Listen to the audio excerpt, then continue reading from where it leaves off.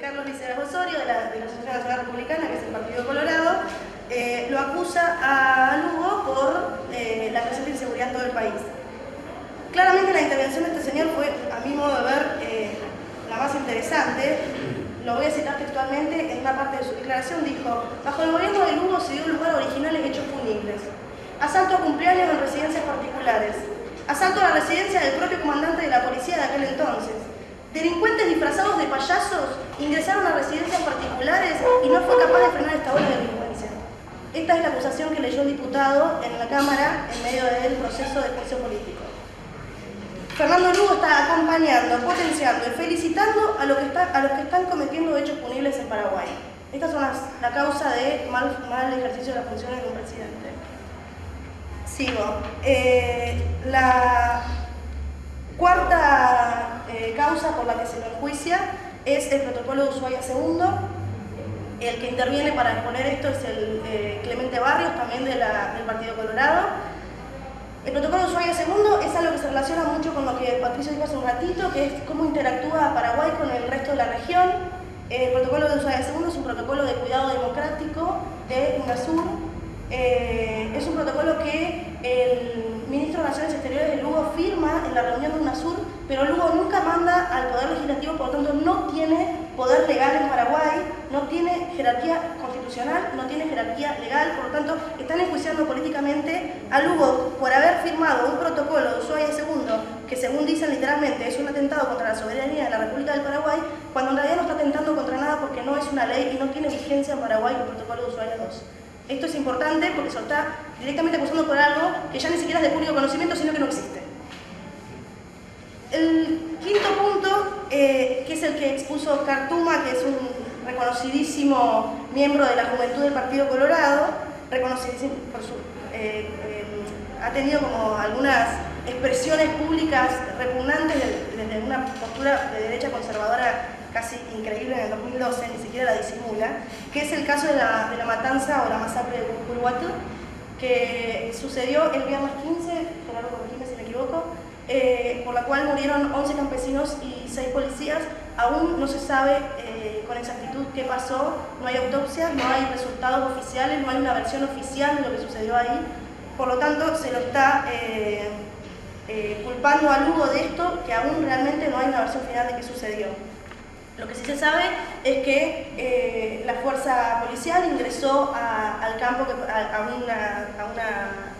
unas hectáreas que pertenecen a Blas N. Riquelme, que fue senador, creo, por el Partido Colorado, y que ahora es un gran empresario de los agronegocios. Exactamente, las tierras estaban sospechadas, estaban sancionadas a partir de la INDER de haber sido malavidas, y de las 9.000 hectáreas tenían que entregar 2.000, si no me equivoco. Por lo tanto, estaba legalmente ocupada por este movimiento que todo el tiempo los diputados denominan carperos. Estaba legalmente ocupada, si se quiere, porque el INDER había sancionado a favor de estas leyes, de estas tierras, para ser restituidas. El juego de poderes que se desarrolló ahí, yo no lo podría expresar, realmente me es desconocido. Espero que en algún momento se pueda saber qué pasó ahí. El actual presidente dio por cerrada la causa. Bueno, una de las medidas que tomó el actual no presidente, como lo vamos a llamar, es cerrar la causa de la investigación. Esta masacre termina siendo el quinto, entonces, causal de enjuiciamiento político al Lugo.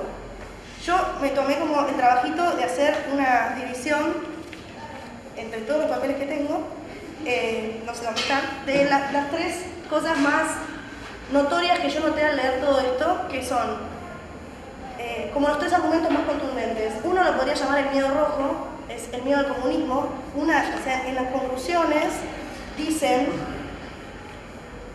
lo voy a leer porque es importante, que Fernando Lugo incurrió en el mal desempeño de sus funciones por, salteó un pedazo, generando la constante confrontación y lucha de clases sociales, que como resultado final trajo la masacre entre compatriotas, hecho inédito en los anales de la historia desde nuestra independencia nacional hasta la fecha en tiempos de paz.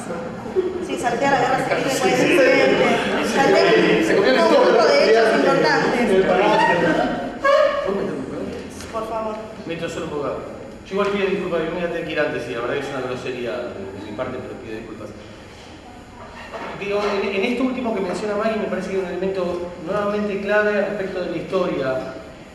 Piensen que los Piensen que la dictadura de Stroessner, una de las particularidades que tuvo fue que, digamos, la acusación permanente sobre cualquier lectura disidente bajo el nombre comunista.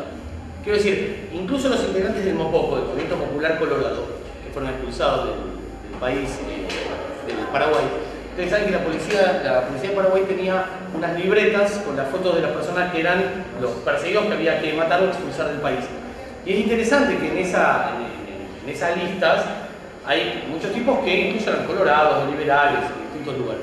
Pero todos eran tildados de comunistas. O sea, la palabra comunista en Paraguay no significa afiliado al Partido Comunista.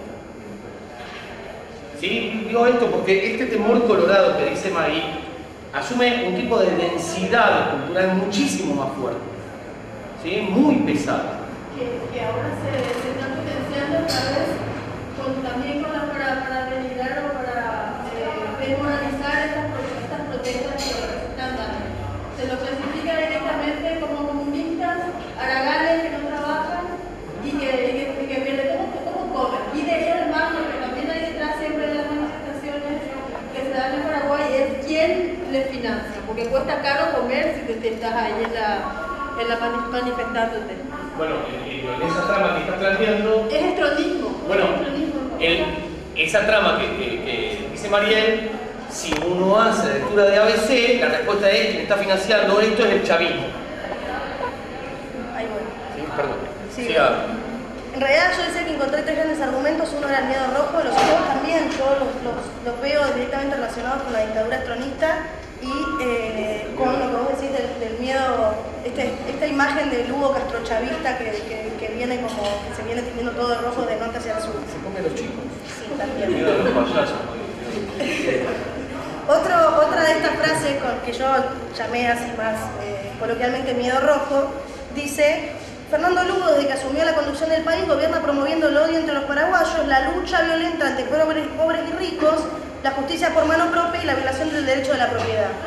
Claramente acá hay un miedo, es un miedo rojo que, como dijo bien Gerardo, se arrastra desde los tiempos del estronismo. La siguiente gran digamos, base argumentativa que encontré es lo que yo voy a llamar una supuesta humillación a las Fuerzas Armadas. Reiteradas veces a lo largo de estos 5 puntos aparece y vuelve a aparecer la idea de que las Fuerzas Armadas son o sometidas violentamente por los carperos y otros grupos a los cuales Lugo apoya, o directamente la expresión humilladas, o otra cosa que hacen también es remarcar cuántos muertos policías hay. Y lo culpan a Lugo de haber igualado, tras la masacre de Curuguatí, los muertos policías con los muertos campesinos. Que no puede ser, que parece que los muertos policías son más importantes porque los muertos campesinos fueron los que generaron la muerte. Esto prácticamente, con literalidad, no lo voy a leer todo, esto es de público acceso, es de público conocimiento, parece. Así que ahí el público también juega un poco a favor nuestro en ese sentido. Completo algo de esto último que decís. Yo no lo leí, las escuché. Lo que sí recuerdo es en esta construcción que dice Maggie, una de las cosas muy fuertes es la de plantear que las Fuerzas Armadas son el alma de la nación. Con lo cual, ese planteo, si hacemos el silogismo, el razonamiento, hay un alma de la nación que lo expresan las Fuerzas Armadas.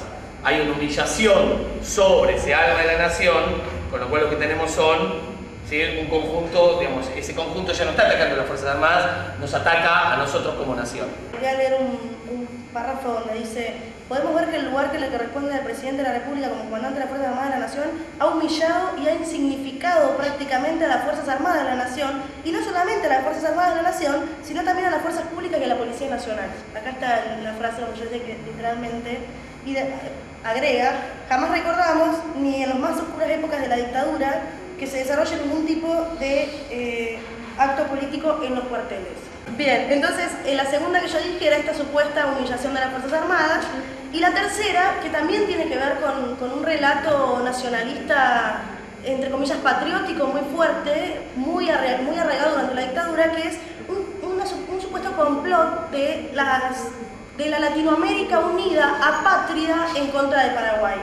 Y acá hay un par de declaraciones interesantes. Por ejemplo, una que dice: algunos líderes democráticos o elegidos democráticamente con acciones autoritarias que se protegen entre sí. y con esto atentan contra la soberanía y contra la independencia del Paraguay. Está haciendo mención a un conjunto de líderes presidenciales de UNASUR, o del Cono Sur, del Mercosur, que han desarrollado algunas políticas de apoyo a Lugo que claramente molestaron al poder legislativo paraguayo. Entonces dijimos, miedo, esto que yo llamé coloquialmente miedo rojo, una supuesta humillación de las Fuerzas Armadas y un complot apátrida latinoamericano. Estas tres grandes bases discursivas son claramente traídas de la dictadura peronista, pero desde esta construcción que, como bien habló Gerardo, 60 años de que se eduque a la gente, los medios digan esto, se hable en estos términos y se termine claramente pensando en estos términos.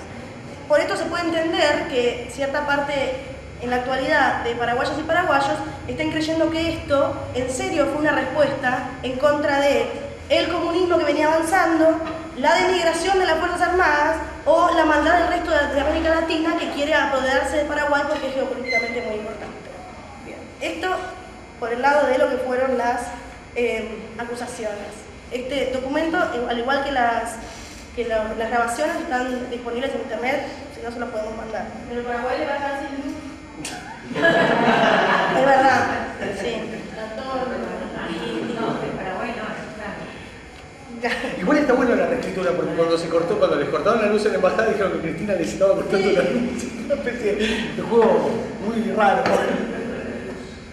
Bueno, este repaso por ahí fue medio aburrido, pero es importante ver en qué condiciones se juzgó a un presidente. O sea, no solo no tuvimos en cuenta estos dos mandatos necesarios para cualquier proceso judicial, sino que además las causas claramente se pueden juiciar, sí, lo leímos, a un presidente, sí, por mal desempeño de la función pública, no por estos 5 puntos que no atribuyen ningún tipo de causa o de evidencia de que haya habido un mal desempeño de la función pública. Bien, y voy a hacer, digamos, un pequeño repaso de lo que fue el contexto nacional para llegar a este juicio político. El caso de Curuguatí lo expliqué hace un ratito y bueno, sucedió el 15 de junio, unos días antes de este juicio. Antes de esto hubo como 3 grandes sucesos que por ahí es importante mencionar para también entender y ir dando herramientas para ver por qué se pudo haber generado este golpe de Estado o esta nueva tendencia golpista, como la llamé yo, dado que no intervinieron los militares, por lo tanto yo como politóloga tengo este pecado de formación y tengo que sentarme un día a inventar un nuevo concepto. Yo lo llamé por ahora nueva tendencia golpista, en tanto responde a un golpe institucional, pero no mediante el actor de las Fuerzas Armadas. Bien, antes de este golpe sucedieron entonces la masacre de Curuguatí, como ya dijimos, y 3 cosas más. Uno fue unas marchas masivas, si se quiere, de clase media urbana, que se generaron en torno al problema del desbloqueo de las listas sábanas. Las listas sábanas funcionan igual que acá y más o menos... Antes de eso fue por lo de... Sí, voy para atrás. Ahí, atrás y atrás y atrás, voy a hacer así. Entonces tenemos el desbloqueo de las listas sábanas. Fueron movilizaciones, insisto, urbanas, digamos, caracterizadas por un llamado más de clase media a enfrentar al Parlamento que había decidido posponer el debate o la reglamentación de esta ley hasta el 2015. Bien, esto termina con estas movilizaciones frente a los 2 grandes partidos tradicionales, que son el Partido Colorado y el Partido Liberal. En las veredas se encendieron un par de gomas, se hicieron algunos, digamos, actos más simbólicos respecto a una resistencia a esta medida, que sigue, digo, que no se echó para atrás. La lista sábana se volverá a hablar en el 2015. Esto no hubo una respuesta del Poder Legislativo a la manifestación popular. Anterior a esto había sido, como bien dijo Iván, digamos, la manifestación popular sí hizo que se eche para atrás una decisión del Poder Legislativo que habían aprobado un aumento de, si no me equivoco, 33 millones de dólares, bueno, más o menos por ahí va el número, para la campaña electoral del año que viene. Para las elecciones del año que viene habían aumentado a lo que sería toda la estructura electoral, podía autoadjudicarse 33 millones de dólares más para seguir funcionando. echar hacia atrás este aumento y entonces el aumento no se ejecuta. Digo, no es un dato menor, dado que creo que es una de las primeras veces que en Paraguay el Poder Legislativo no ha hecho lo que ha querido con el presupuesto que tiene que repartir. Es un dato importante. Y anterior a esto, digo, he ido para atrás, había habido un cruce que nunca se terminó de definir muy bien entre el Poder Legislativo y el Poder Judicial, porque el Poder Legislativo, que estaba en la onda de los juicios políticos, había querido hacer un juicio político a 7 miembros de la Corte Suprema en Paraguay. Este juicio político quedó trabado por algunas cláusulas que protegen al Poder Judicial en esta especie de republicanismo de juego de suma cero, donde todos los 3 poderes de Paraguay pueden tener casi el mismo poder e interactuar con el mismo poder.